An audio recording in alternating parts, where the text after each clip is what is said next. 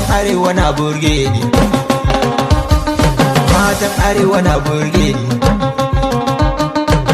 DJ Kali na gaishe ku, aka ce beach. matan arewa na gaishe ku, matan arewa yan gayu ne, matan arewa kyawawa ne, matan arewa yan gata ne. Ga kwalliya take ce raini, kwalliyan ku na burge ni.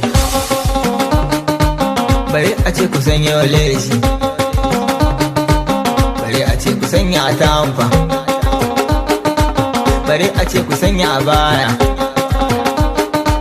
bari a ce hannunku da lalle, bari a ce kafanku da kunshi, bari a ce ta sanya hijabi.